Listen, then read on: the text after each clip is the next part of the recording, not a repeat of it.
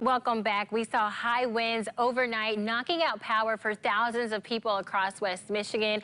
Meteorologist Emily Skidema has been tracking it all for us this morning. Emily, it must have been a lot. I don't know. I slept through it last night. You must have been really tired. I woke up. Yeah, the rain was really coming down. So the sound of the downpours on your roof, the sound of thunder, and then those strong winds too. They made a little bit of a ruckus last night. Things have calmed down a little bit right now, but we do have another push of strong winds on the way this morning.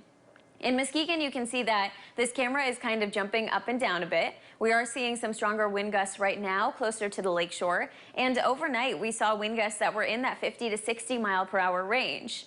Holland had a gust of 60, Cascade 59, Norton Shores 59, right around 50 in Granville, and then Jamestown ended up around 42. Now, going over the next couple of hours, those wind speeds are going to increase once again as a cold front pushes through. So right around 6, 7 a.m., we'll start to see those winds gusting over 50 miles per hour for a lot of areas once again. And that push of strong wind gusts will continue through the early to mid-morning hours. Once we get closer to 11 a.m., those wind speeds start to diminish, and then this afternoon is not going to be as windy either. So that high wind warning comes to an end at 1 p.m. The strongest winds will likely occur between 6 a.m. and about 8 a.m., and then we'll start to see things tapering off.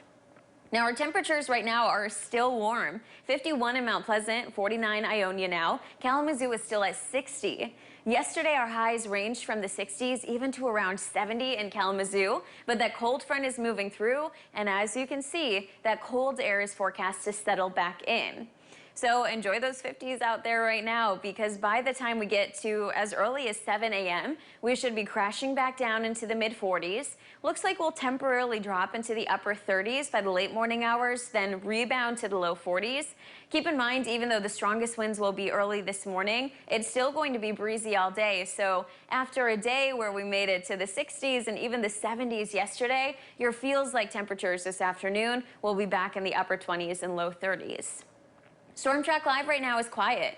We had those showers and thunderstorms roll through overnight, but those are now passing off to the east. Can't completely rule out an isolated shower still today, but that cold front is moving through right now, and we should be seeing dry conditions for the most part behind it.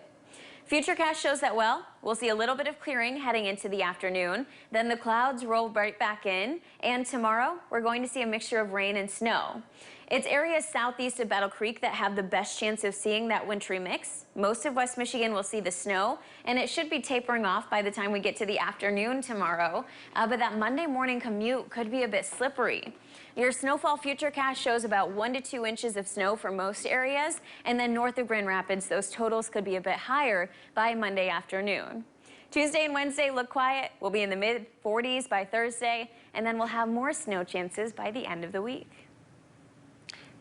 60s, rain, snow, all in 1 week. It's crazy. Yeah, all just in a couple of days. Yeah. It really is just a weather whiplash, so we'll get through it. Yesterday was absolutely beautiful, so it's kind of hard to wrap your head around the chance of snow tonight and tomorrow. Yeah. All right, thanks, Emily.